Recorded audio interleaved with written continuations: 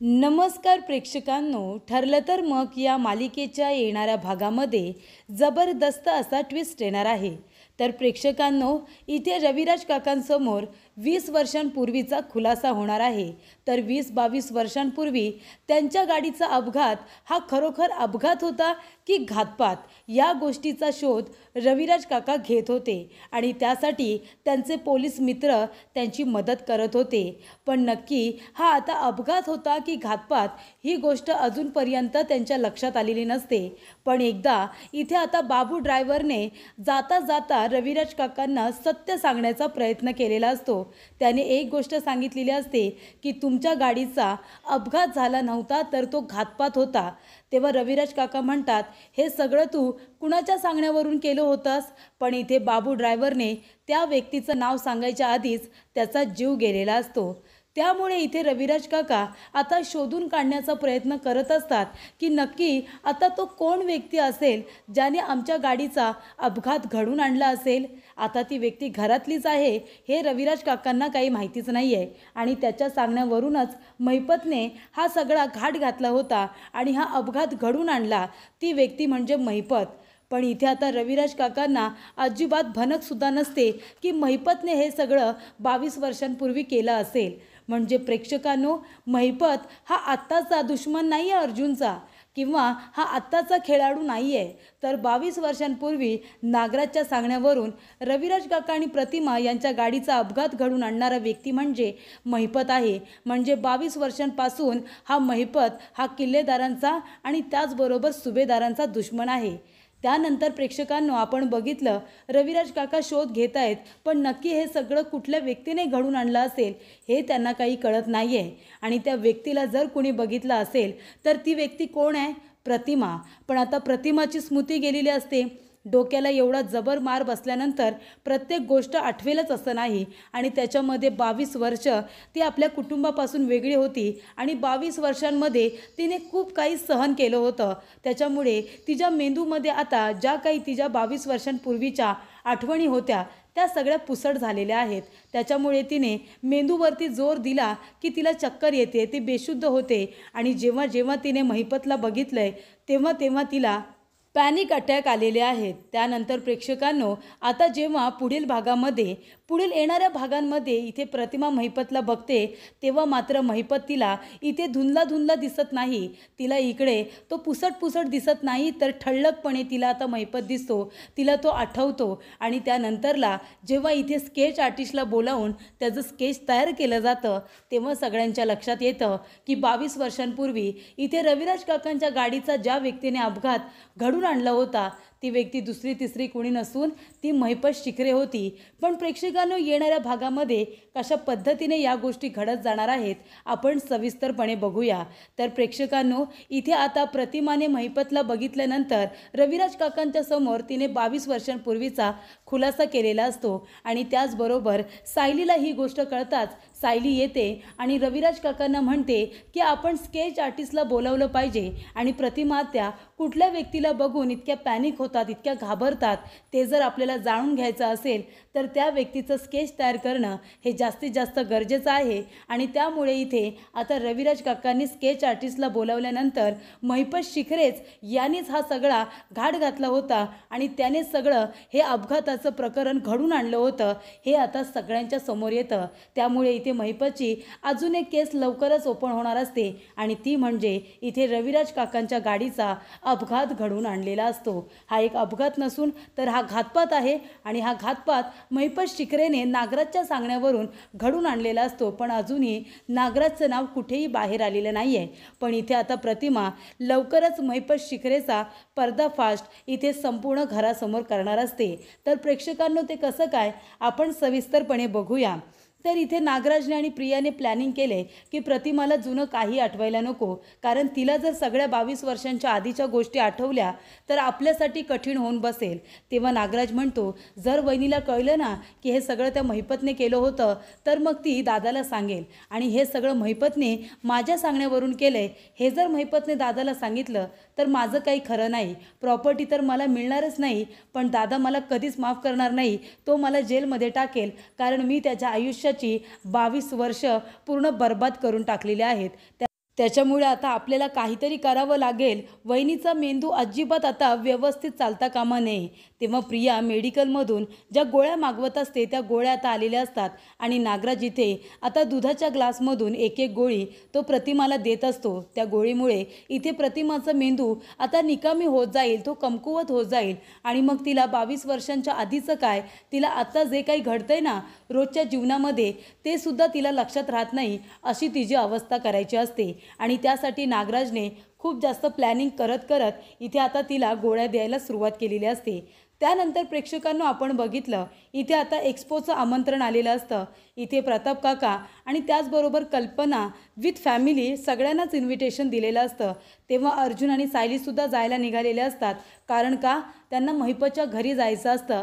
तिथे जाऊन त्यांना पुरावा मिळवायचा असतो आणि त्या ठिकाणी आता एक्सपोमध्ये महिपत आणि साक्षीसुद्धा जाणार असतात. त्यामुळे ते दोघेजणं घरात नसताना त्यांच्या घरामध्ये घुसून इथे अर्जुन सायलीला तो पुरावा मिळवायचा असतो. तर प्रेक्षकांनो इथे आता नागराजने पाळापाचोला गोळा करून आग लावलेली असते. इथे आता साक्षी आणि इथे महिपत हे दोघेजण एक्सपोला जाणार. तेव्हा प्रियाला जबाबदारी दिलेली असते की त्या एक्सपोमध्ये अर्जुन आणि सायली येता कामा नये, त्यांना आता कसंही तू थांबवायचं. तेव्हा प्रियाने ही जबाबदारी नागराजला दिलेली असते. नागराज इथे आग वगैरे लावतो आणि आता प्रतिमाला इतकं घाबरवतो की प्रतिमाला चक्कर येते आणि ती पॅनिक झाल्यानंतर सायलीचं नाव करून सायलीला आता बोलावून घ्यायला सांगते. तेव्हा इथे सायली आलेली असते. सायली तिची व्यवस्थित रात्रभर काळजी घेते. त्यानंतर प्रेक्षकांनो सायली म्हणते आत्ता काय झालं. तेव्हा प्रतिमाच्या समोर फक्त महिपत असतो. महिपतला ज्या पद्धतीने ती घाबरलेली असते तेव्हा इथे ती खूपच जास्त आता झोपेमध्ये सुद्धा सारखी सारखी घाबरत असते. तेव्हा इथे सायली रात्रभर तिच्याबरोबर बसून असते. पण सकाळी जेव्हा प्रतिमा शुद्धीवरती येते आणि तिला कळतं की सायली अर्जुनचं महत्त्वाचं काम आहे, त्यांना एक्सपोला जायचं आहे. रविराज काका प्रतिमाला सांगतात तुझं इथे आजारपण कळताच सगळेजण रातोरात आले, सगळेजण रात्रभर इथेच होते. आता सकाळी त्यांना एक्सपोचं इन्व्हिटेशन आहे म्हणून ते सगळेजण गेलेत, पण इथे अर्जुन सायली तुझ्यासाठी थांबलेत.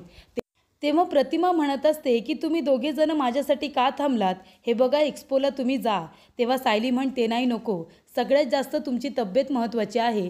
तेव्हा प्रतिमा म्हणत असते नाही नको, मी आता बरी आहे. तुम्ही जर तिथे नाही गेलात ना तर मला वाईट वाटेल. तुम्ही आता दोघेजणं जा बरं, मी एकदम बरी आहे आणि रविराज सुमन सगळेजण आहेत ना माझी काळजी घ्यायला. तेव्हा सायली म्हणते नक्की जाऊ ना. तेव्हा प्रतिमा म्हणते नक्की जा, तुम्ही नाही गेलात ना तर मला वाईट वाटेल आणि मी आता खरंच खूप बरी आहे. तेव्हा इथे आता सायली आणि अर्जुन हे सुद्धा एक्सपोला जातात. त्यानंतरला तिथे जाऊन अर्जुन महिपतला भेटतो. तेव्हा महिपतला कळतं की प्रियाने तर आपलं काम नीट केलेलंच नाही आहे आणि प्रिया सकाळपर्यंत म्हणजे अगदी दुपारपर्यंत झोपून राहिलेली असते. लोक एक्सपोला जाऊन पोचतात तरीसुद्धा इथे प्रिया झोपा काढत असते. तेव्हा महिपत तिला फोन करतो आणि तिला चांगल्या पद्धतीने धमकावतो आणि म्हणतो लवकरात लवकर इकडे यायचं, नाही आलीस ना तर तुझं काही खरं नाही आहे. तेव्हा तीसुद्धा आता महिपतला भेटण्यासाठी लगेचच निघून जाते. त्यानंतर प्रेक्षकांनो इथे आता अर्जुन सायली महिपतच्या घरामध्ये घुसतात आणि त्यांना जो पुरावा हवा असतो तो खूप मोठा पुरावा, ते पेंडेंट त्यांच्या आता हाती लागलेलं असतं. त्यानंतर अर्जुन सायली कार्यक्रम झाल्यानंतर घरी येतात. तेव्हा इथे प्रतिमाला आता बरं वाटत असतं.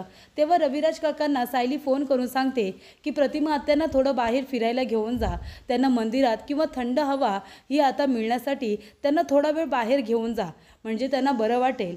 तेव्हा रविराज काका म्हणतात की प्रतिमा चल थोडा वेळ आपण बाहेर जाऊया, येतेस का तू, आपण कुठे जायचं. तेव्हा प्रतिमा म्हणते मला आहे ना मंदिरामध्ये घेऊन जा, मंदिरात गेले ना तर मला थोडं बरं वाटेल.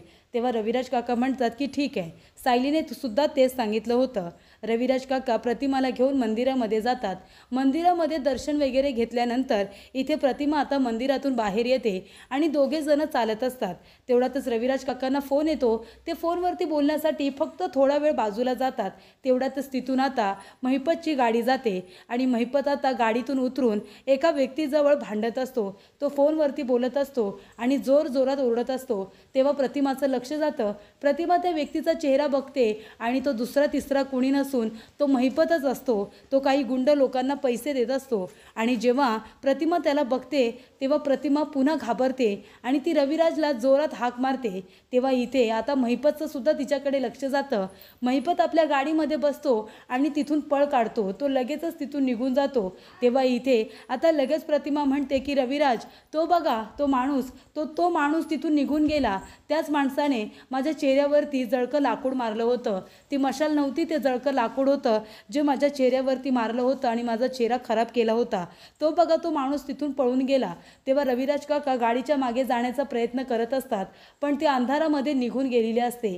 तेव्हा रविराज काका प्रतिमाला म्हणतात, तू घाबरू नकोस, चल आपण घरी जाऊया। त्यानंतर इथे सगळ्यांनाच प्रतिमाची काळजी वाटत असते। प्रिया म्हणत असते की आईची तब्येत आता खूपच जास्त बिघडायला लागली, कारण ती गोळ्या औषधं वेळेवरती घेत नाही ना म्हणून, आणि खूप गोष्टी ती विसरायला सुद्धा लागले। तेव्हा इथे कल्पना म्हणते, नाही ग, पण तिच्याकडे बघून असं काहीच वाटलं नाही। हां, तिची तब्येत थोडीशी बिघडते, ती पॅनिक होते, आगीला वगैरे घाबरते, पण तिच्याबरोबर किती मोठा अपघात झाला आहे त्यामुळे ती तसं करते। तू तिच्यावरती विनाकारण असे शंका वगैरे घेऊ नकोस ग, तिची तब्येत एकदम ठीक आहे। आपणच तिला जर म्हणालो की तुला आता विसरतेस, तुला काही लक्षात राहत नाही, मग तिला तसंच वाटेल। आपण उलट तिला बोलायला हवंय की तुला सगळ्या गोष्टी लक्षात राहतात। तेव्हा इथे प्रिया आता गप्पच बसते। सायली म्हणत असते, मी काय म्हणते पूर्णाजी, आपण थोड्या दिवसांसाठी जर प्रतिमा आत्याला आपल्या घरी घेऊन आलो तर, आपल्यामध्ये राहिल्या तर त्यांना थोडं बरं वाटेल। तेव्हा पूर्णाजी म्हणते की ठीक आहे, तुला जर तसं वाटत असेल तर तू जाऊन प्रतिमाला घेऊन ये।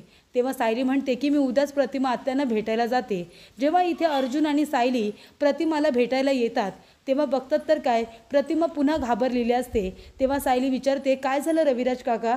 तेव्हा इथे रविराज काका म्हणतात की सायली, कालच मी तुला फोन करणार होतो, प्रतिमा खूपच जास्त घाबरली होती, ती पुन्हा तुझं नाव घेत होती, पण तुम्ही सगळेजण एक्स्पोवरून थकून आला होतात म्हणून मी फोन केला नाही। अगं प्रतिमाने कुणाला तरी बघितलं, ती म्हणत होती की माझ्या चेहऱ्यावरती ज्या व्यक्तीने जळकं लाकूड मारलं तो व्यक्ती तिला तिथे दिसला, असं तिचं म्हणणं आहे, पण मी बघायच्या आधीच तो तिथून निघून गेला होता।